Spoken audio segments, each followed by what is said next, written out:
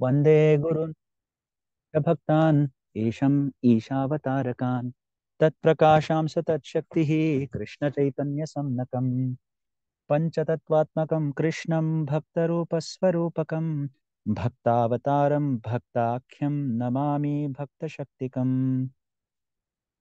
Hare Krishna, welcome all of you for today's discussion on Sri Chaitanya Charitamrita.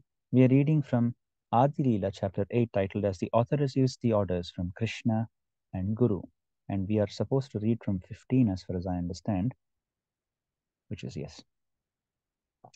Okay, so far in this chapter, we have, this is a critical chapter where Acharya Krishnadas Kaviraj Goswami is elucidating what is the instruction he received, what are the orders he received. In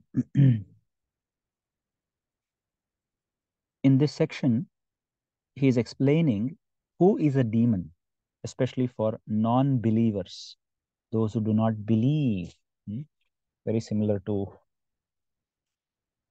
one has to have faith in Chaitanya Mahaprabhu's words and Krishna's words. So 15, let's read from 15 now.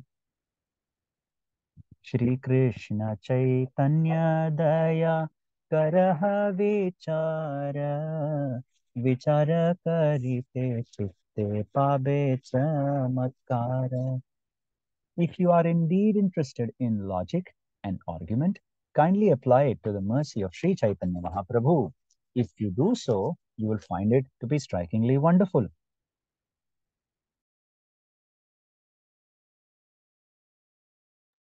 This is continuation of the theme in the previous verses, where says, logicians say, unless one gains understanding through logic and argument, how can one decide upon a worshipable deity?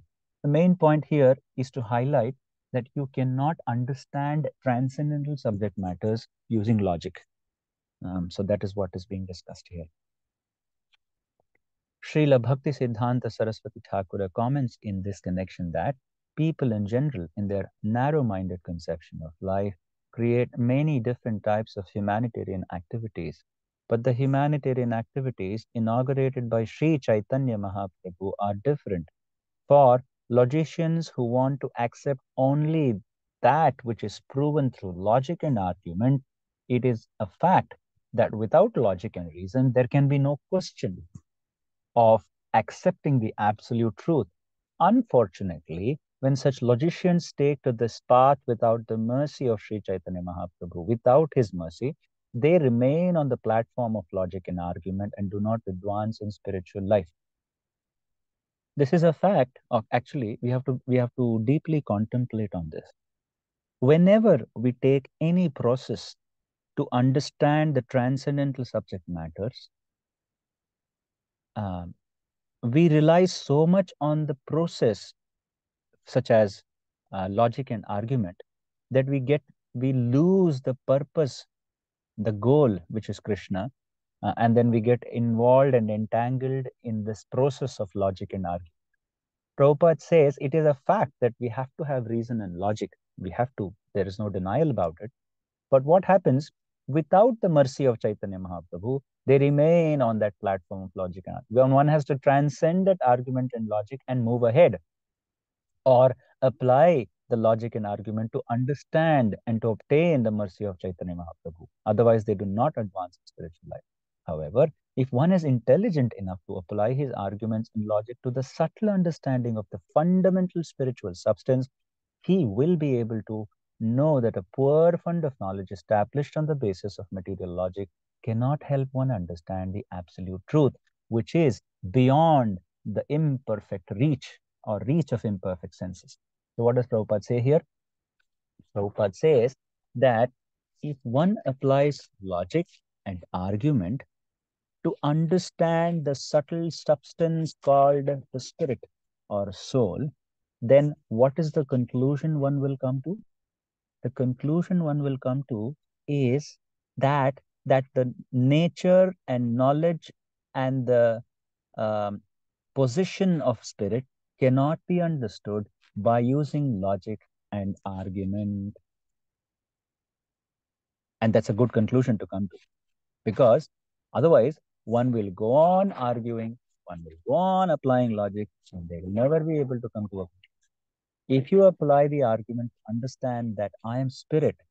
And how do I see spirit? Well, you can't see using this material senses.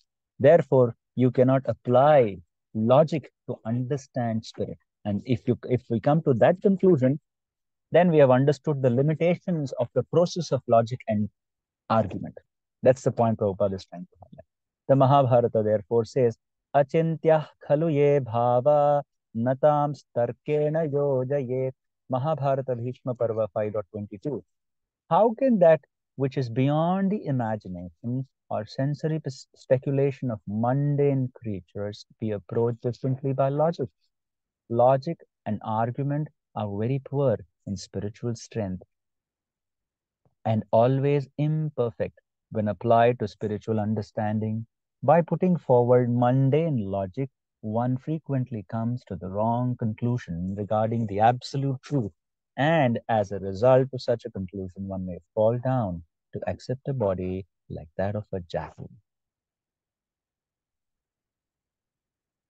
Despite all this, those who are actually inquisitive to understand the philosophy of Sri Chaitanya Mahaprabhu through logic and argument are welcome. Krishnadasa Kaviraja Goswami addresses them. Please put Sri Chaitanya Mahaprabhu's mercy to your crucial test, and if you are actually a logician, you will come to the right conclusion that there is no personality more merciful than Lord Chaitanya. Let the logicians compare all the results of other humanitarian work with the merciful activities of Lord Chaitanya. If their judgment is impartial, they will understand that no other humanitarian activities can surpass those of Sri Chaitanya Mahaprabhu. So it's a very simple aspect to understand. When we apply this particular purport Prabhupada is writing to our own um, field of life, we all see how Krishna consciousness is spreading gradually and how it has made an impact in our own personal lives, how we have transformed from third class mlecha habits to pure habits, and our natures, our character is gradually transforming, at least on the external side. So that means Chaitanya Mahaprabhu's mercy is working. So when we have experiential evidence, which is tangible for our own understanding, we can't convince someone else, but at least we know for a fact that Chaitanya Mahaprabhu has made a significant transformation in our own personal lives. And it is a fact. Applying logic like this to our own experience, then we get obtain the mercy of Chaitanya Mahaprabhu. Therefore, we are applying logic for our own understanding of the mercy of Chaitanya Mahaprabhu. Everyone is engaged in humanitarian activities on the basis of the body. But from the Bhagavad Gita 2.18, we understand Antavanta ime deha nityasyokta sharirinaha. The material body is ultimately subject to destruction, whereas the spiritual soul is eternal. Sri Chaitanya Mahaprabhu's philanthropic activities are performed in connection with the eternal soul. Many people condemn, why are you wasting so much milk in doing abhishek of the Lord? Why are we wasting so much oil to burn the lamp in the temple? Huh?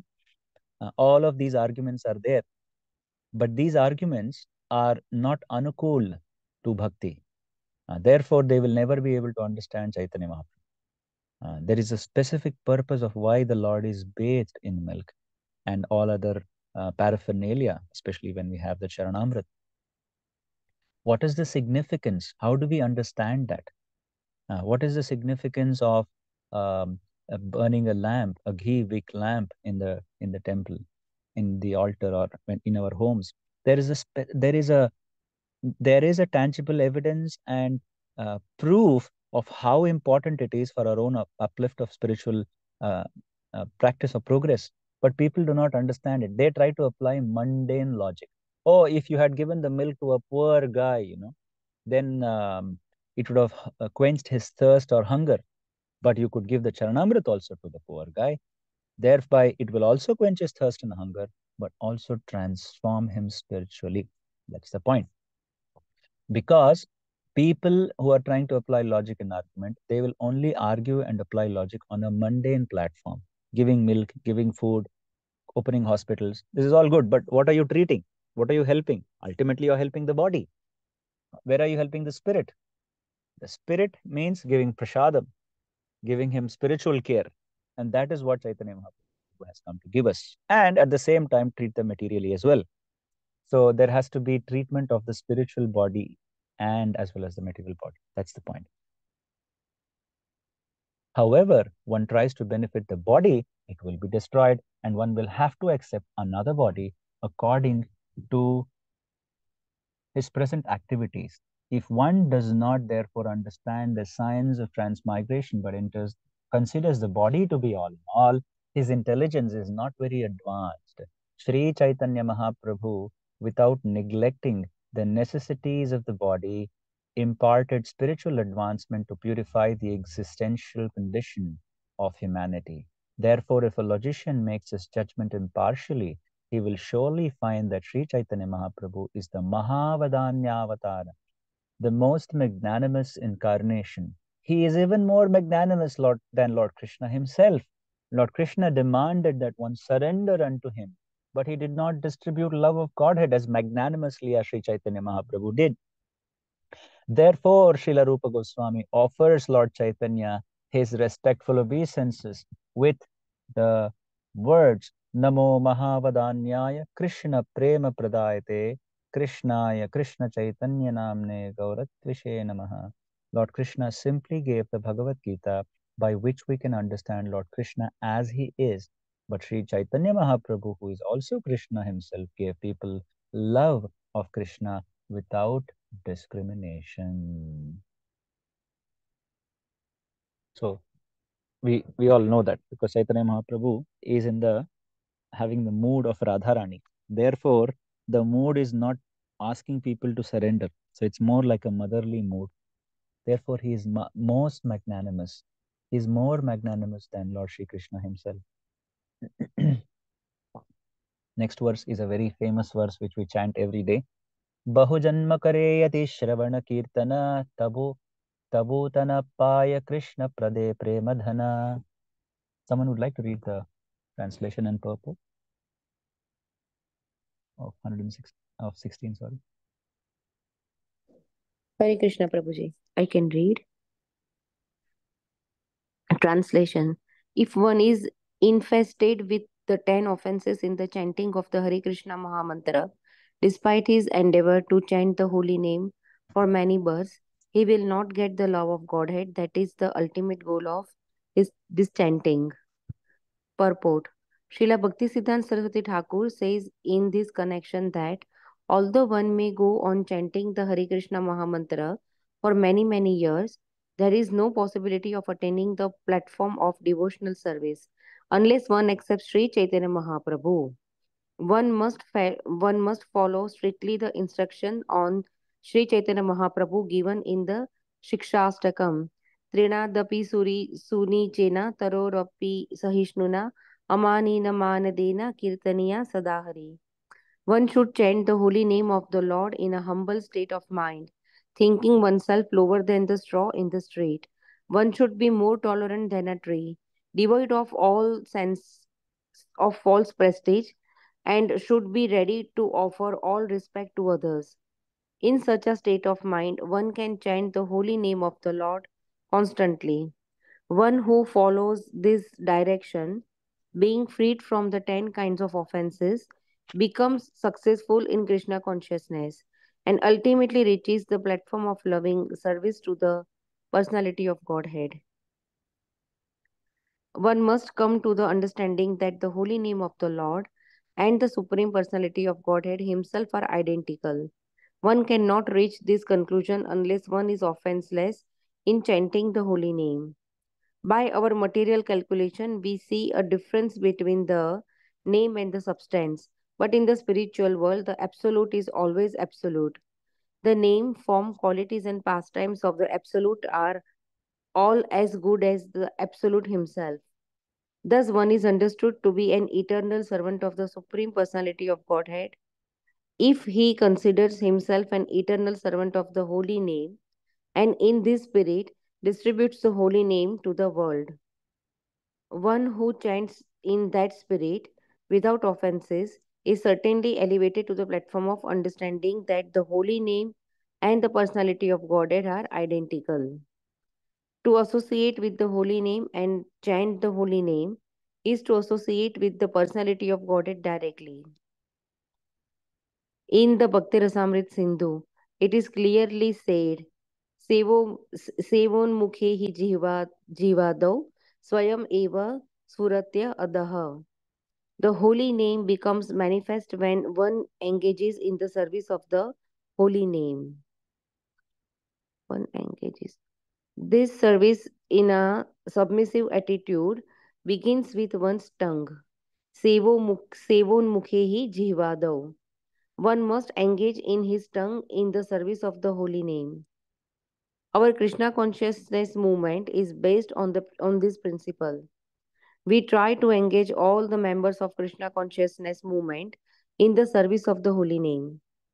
Since the holy name and Krishna are non different, the members of the Krishna consciousness movement not only chant the holy name of the Lord offenselessly, but also do not allow their tongues to eat anything that is not first offered to the Supreme Personality of Godhead. The Supreme Lord declares, Patram pushpam phalam toyam yo me bhaktya prayachati tadham bhaktya upahartam asnami prayata prayatatmanah. If one offers me with love and devotion a leaf, a flower, a fruit, or water, I will accept it. Bhagavad Gita 9.26. Therefore, the International Society for Krishna Consciousness has many temples all over the world, and in each and every temple, the Lord is offered these foods. On the basis of his demands, the devotees chant the holy name of the Lord offenselessly and never eat anything that is not first offered to the Lord. The functions of the tongue in devotional service are to chant the Hare Krishna Mahamantra and eat prasadam that is offered to the Lord. Hare Krishna. Yeah. Any points, Madhuji? Yes, Prabhuji, a few points. So, number one, we should try to chant offenselessly, and that is possible when we remove our anarthas. Like when the anarthas are going, we should be able to chant offenselessly. That is one point. Another point is there is no difference between Krishna and his name. In material platform, yes, there is a difference, but spiritual realm, like Krishna and his name are the same because he's absolute. Another one mentioned about the Bhakti Rasamrit Sindhu, the Seva Mukhin Hi Jiva Dau, like the function of the tongue is to chant holy name, speak about like glorify Krishna, preach Krishna, and eating only Krishna Prasadam. Something is not offered to Krishna, we should not accept it. Hmm.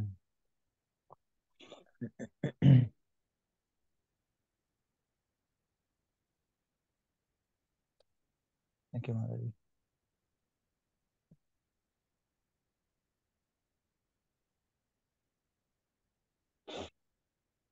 Prabhupada writes, one must come to the understanding that the holy name of the Lord and the Supreme Personality of God Himself are identical. And then he writes, one cannot reach this conclusion unless one is offenseless in chanting the holy name. Why does Prabhupada write like this? By our material calculation, we see a difference between the name and the substance. But in the spiritual world, the absolute is always the absolute. Because when we chant Krishna's names, because we are filled with offenses, we are not able to experience Krishna. Because Krishna is absolute. We are able to access Krishna through the medium of his names, through the medium of his katha, name, fame, form, pastimes. So when we chant the name, because we are filled with offenses, we are not able to access him. Similarly, when Krishna was around in the Dwapara Yuga, 5,000 years ago, there were people walking around Krishna and being able to see Krishna as well. They were able to see Krishna. And yet, there were jivas who did not surrender to Krishna, who did not get attracted to Krishna, who did not want to accept that Krishna is the Supreme Personality of God. And one stark example is Duryodhana. Although he was related to Krishna as well, he did not accept Krishna as the Supreme Personality of Godhead. It's very unfortunate. And this happens because it's offenses.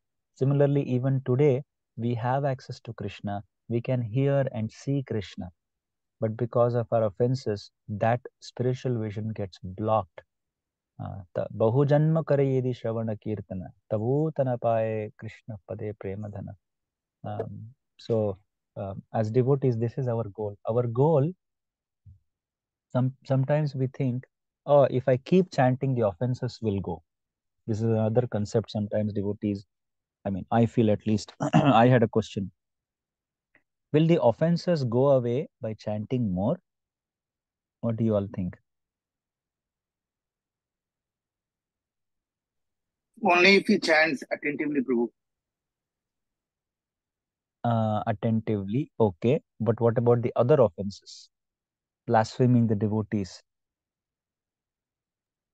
That Will won't they? go away now. Yeah. So I feel chanting is good, but because we are chanting with offenses, that chanting is never pure. So chanting will not clear our offenses. That we have to be very careful, because I am not chanting to clear my offenses. That is also another offense. To use chanting, to use the power of chanting to clear my offenses. But so what is the solution? The solution is, it is in the purport. Trinadapi sunichena taroriva sahishnuna amanina manadena kirtaniya sadaharihi. Yes, please continue to chant, but at the same time chant and have the mood as humbler than a blade of grass, especially when we are dealing with devotees. A very important point, and that is why the blasphemy of devotees comes in the beginning. How do we know? How do we get out of this habit of blasphemy? One simple technique is, do not associate with devotees who blaspheme other devotees. Do not hear from them. Do not talk to them. Just avoid them. Just pay obeisances to them from far and avoid such association, especially any devotee who tries to condemn, talk ill, or talk negative of any other devotee. Better avoid, because the disease is contagious. Honestly, it is contagious. So we just avoid that and move away from there and go deep into Krishna consciousness. And what else we should do? We should associate with devotees who are actually an epitome of this behavior, Trinada peace nature. We have to be in the association of with such devotees and then serve them with lot of love. And when that happens, we naturally, our anarthas will naturally go, our attraction to the holy name will naturally develop. Um, Otherwise, we have just established another material cosmos inside the community of devotees. जो office में कर रहे हैं वही यहाँ पर भी कर रहे हैं, but we think we are devotees. कंठी कंठी माला तिलक लगा दिया, काम वही कर रहे हैं जो ऑफिस में होता है. So otherwise then what will happen? Bahujanma kare yadi Shravana Kirtana. We can go on chanting for many, many lifetimes, Acharyas are saying, which is a very scary thought actually. Many lifetimes we can continue to chant. Kuch nahi hone wala. Tabu taram bhai. Never will we attain the holy, the goal of the chanting, which is Krishna Prem. So that's why it's very important verse, very critical verse, that although he is endeavoring to chant, he is chanting. He is chanting. That's what the verse is saying. He may chant, but he will go on chanting like this. He will never attain. So why is that? Holy name is pure. But how come it is not delivering me? Because of my offenses. Then one may say, can the holy name not clear the offenses? Yes, it can, but the endeavor has to be to clear the offenses. Don't use just the holy name to clear. Don't use the holy name as a jhadu to clean the dirt in my heart. Our mind has to be Trinada Pisuni Chena Tarori. There has to be some other treatment as well apart from the holy name, because genuinely we are not using the holy name to clean the anarthas, actually speaking. Because what happens, we think we are using the holy name to clear the offenses, but the mood is not there. The mood is not there. If the mood was there to clear our offenses, then it will reflect in the mood as Tarorapi Sahishnunat, Amanina Manadena, Kirtaniya Sadahari. Man, mujhe मान चाहिए. I want respect. I will not give you respect, but I want respect. Amanina Manadena. Give respect and don't expect any respect in return. It's very difficult to be like that, actually. Especially when you are in the dealing with devotees, especially when you are dealing with peers. This will only happen when you're dealing with peers. Peers means on the same level. Because anyways, if there are senior devotees, you will respect them. Anyways, your junior devotees, you won't mind. But it only happens when you are with peers. So this is very critical, very important for any devotee. See, initially when we take to devotional service, we progress very fast. At least I can observe it in my life. We can progress very fast. And then somewhere आके बीच में फंस जाते. And then we realize गाड़ी आगे नहीं बढ़ रही. It's almost like a Trisham. We are just rotating here, and there is no taste being developed. A lot of negative emotion, which is good. काम कर रहा है, but it might work for many millions of lifetimes. We don't want that. We want to progress faster. We want to progress more effective. So for that, we have to work on our offenses. How do we work on our offenses? Come to the point of observing ourselves. Where did I go wrong? Why did I do like this? Why did I speak like this? Why did I act like this? What made me act like this? Take a humbler position. It's okay. It's okay if somebody chastises. It's okay if somebody doesn't respect us. What is important is if Krishna is pleased by my activities. Then eventually we will come to the point of tasting Krishna. Vidura was criticized. Vidura was he was castrated from the society. He was pushed out of the throne. Sorry, the kingdom. Duryodhana criticized his own uncle, but he did not mind because all he wanted was to please Krishna. Amanina manadena kirtaniya sada harihi. So that is why this verse is very, very important. Actually, that is why we chant this every day before we begin our chanting, just to remind us that how important it is. Prabhu, I've got Anyone? a question. Yes, Prabhuji. Prabhu, on one hand, we say Krishna is all attractive, yeah? That Yes. means he's attractive to everyone, no matter what. And then we say because we are covered with Maya, we don't see that attraction. Does that mean Krishna's attracting potency is less than the covering potency? No, because we have a tendency to close the eyes under the covering potency, then we are bereft of the vision. Krishna is always there. We don't want to see him. And why is that we don't want to see him? Because we are pulling the blanket on top of us. Now you may say, Prabhu, even if I pull the blanket, can Krishna not show himself and destroy the blanket? He wants to, but we don't want to. So therefore, Krishna doesn't force. Okay, Prabhu. Yeah. This is my understanding, Prabhuji. I might be wrong, but this is our understanding. Because is my understanding. Because Krishna is there. Krishna is very attractive. Krishna is the most attractive. Once we taste really Krishna, then there is no other desire in our hearts remaining. No other desire. Absolutely no other desire. The desire for money, wealth, janma, aishwarya, shrita, shribhir. We don't want all those things. Tuchcha, they are third class. One would spit on all of these. Yet we are interested in all of that, and we also want Krishna. What does that mean? That means we don't want Krishna. We just want to use Krishna. That's all. Therefore, Krishna does not manifest for us in our hearts. But he is there. He is just not accessible. That is another prerogative. Krishna also reserves the right that ye yathamam prapadyante tams tathaiva bhajamyaham. I will only reciprocate with those who are impoverished, who don't have any other desire except obtaining me. He is almost like an envious lover. He wants you to love him unconditionally. That's one drawback we have with Krishna. What do we do? I cannot love him and also have material desires. Because that is only, he has that prerogative because it is good for us. I cannot travel on material and spiritual platform at the same time. So that's what Krishna wants exclusivity. Therefore, it is difficult for those who are bound. But we are trying, at least for those who have taken up devotional service, they are trying. For those who have not, they are not even aware. But now we've become aware. It's just that we have to give that extra mile to come out of our dark dungeons to say, no, I don't. I want to give myself to you, Krishna, completely. So that day has to come. That's why Bhaktivinoda Thakur says, "Kabe have bolo say dinamar." When will that day come when I will chant offenselessly? That's my understanding, Prabhuji.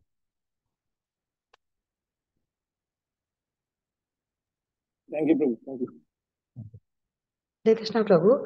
Prabhu, you said just now that before chanting you have to tell a slokas. Can you read the sloka, Prabhu? Yeah, we chant this, na? In the temple, we chant this, remember? We pay obeisances to devotees before we start chanting. This is the shloka we chant. Thank you, Prabhu. Yeah. Okay. Thank you very much for joining and inspiring me to read Chaitanya Charitamrita. These are very esoteric topics, actually, honestly speaking. If acharyas are praying that please read my offensive chanting, um, of course it's very difficult. So one beautiful thing is we have to follow in the footsteps of the acharyas. What do the acharyas do? They lament. They go to Krishna and say, when will that day come, my dear Lord, that I will chant without offenses? I'm such a fallen soul. I'm such a wretched soul that I'm so third class. When will you show your mercy? But we are afraid, you mercy dikha dega, tu band baj jayega life. So that is also, we are afraid of the material world. So therefore, we have to sincerely convert or transform our weakness into a prayer to say, Krishna, please protect me. Please help me to chant offenselessly. Please avoid me from blaspheming the devotees. Help me to save me from these offenses. Sincerely, when we pray like this, Krishna will reciprocate. But the sincerity has to come. That genuine interest has to come to chant offensively and not offend devotees, at least to start from there, on first offense. The other offenses, most of us kind of have overcome to consider Krishna to be, chanting Krishna to be auspicious ritualistic activity. Most of us, we have overcome all of those. But blasphemy, inattentive chanting, and attachment to material, the last offense, not understanding and still maintain material attachments even after understanding so many instructions on this matter. These three are very difficult to overcome, and therefore we have to pray sincerely to Radharani and Krishna and our acharyas, and by their mercy, it can be obtained. Actually. So thank you very much. Have a wonderful Somavar. ग्रंथराज Shrimad चैतन्य चरितामृत जय श्रील प्रभुपाद की अनंत कोटि गौर भक्त वृंद की जय निताय और प्रेमानंद। हरे कृष्णा प्रभु जी। हरे Krishna. Thank you, Prabhuji. प्रभु जी, कोई instruction tomorrow के लिए, निर्जला एकादशी के लिए कोई गाइडेंस दे दो प्रभु जी। Guidance kuch nahi माता जी. We just do Nirjala Ekadashi tomorrow and maybe read the pastime of Nirjala Ekadashi, which Karunanidhi Prabhu will share with everyone, and हाँ जी। just meditate on Krishna. And maybe just because it is Nirjala, maybe we can use that opportunity to do some seva, Niswartha seva to devotees. It's easy to serve Krishna, but it is difficult to serve devotees, especially those whom we don't like. So it is better we serve devotees whom we don't like and take a humbler position, and that will cleanse us even more better. So that's what I feel, Madhavi. Thank you so much Prabhu ji. Hare Krishna. Hare Krishna. Thank you, Prabhu. Hare Krishna. Hare Krishna. Hare Thank you, Krishna, Prabhu. Hare Prabhuji. Krishna. Thank you, Hare Krishna.